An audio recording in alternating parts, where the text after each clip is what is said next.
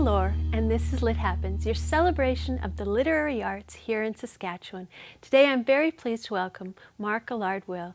Now Mark is a comic book writer, and he's just released his second comic book. His first was Saskatchewan, and today we're going to talk about arcade. So I'm very pleased to welcome you to the show, Mark. Thank you very much. So let's start at the beginning. When you were growing up, all the way across the world, did you imagine that you'd be living in Saskatoon and creating comic books? No, definitely not. And I mean, when I grew up in the UK, comic books were very different to what we see now here in North America. They were tabloid size, like magazine size. And I grew up with things like Sonic the Comic, which was a very British take on the Sonic mania that hit in like the late 80s, early 90s.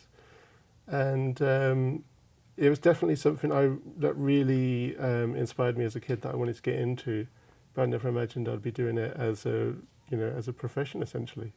So when you were younger, what attracted you to the art form? Was it the illustrations? Was it the words? Was it a mixture of both? What? Yeah, it's I guess it's the idea that you can have a story in freeze frame that is essentially like a movie, that you don't have to pause or rewind, it's just there for you to absorb at your own pace. So it's kind of that really interesting idea of being somewhere between the movie and the novel. So it's like, I always have this analogy that if you were to have a metaphorical room and to set one pole up at one end of the room, set another pole up at the opposing end of the room and label one the novel and one the screenplay, the comic book would fall firmly in between those two poles. Oh, very interesting. So you've been a fan of the art form.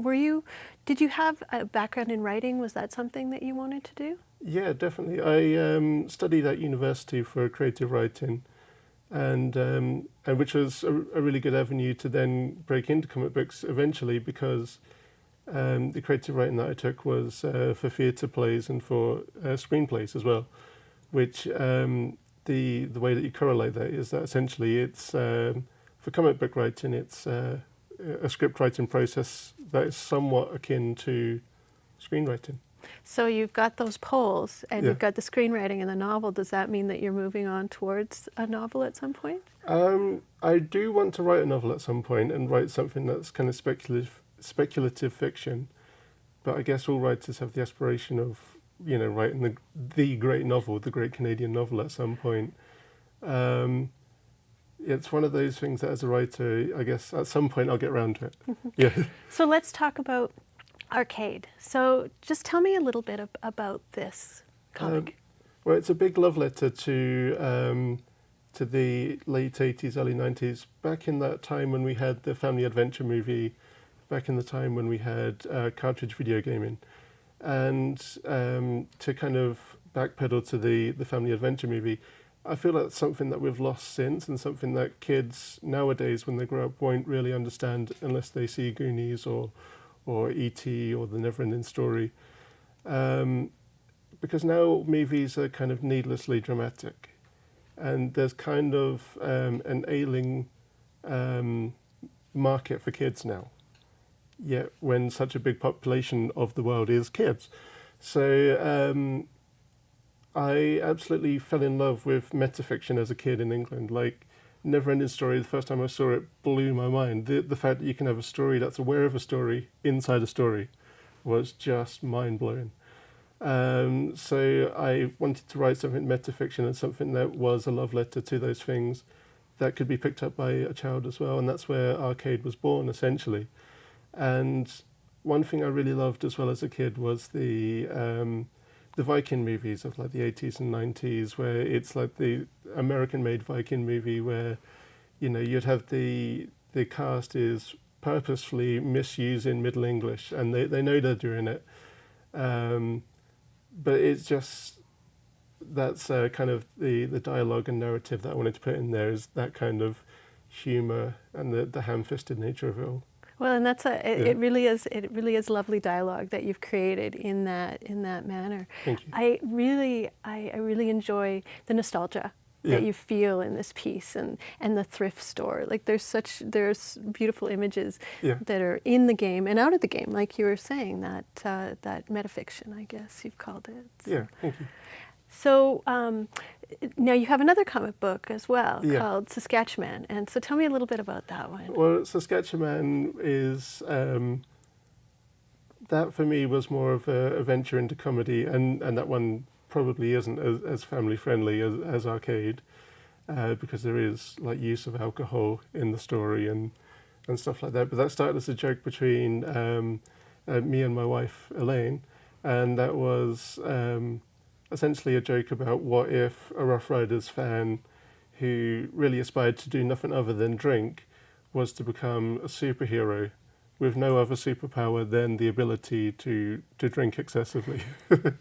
And that's where the character of Saskatchewan was born. And it's, yeah, that one was kind of more of a comedic passion project, I guess, yeah. And so Elaine didn't illustrate that one, but she was... Oh, no, she's illustrated both Arcade and Saskatchewan. Okay.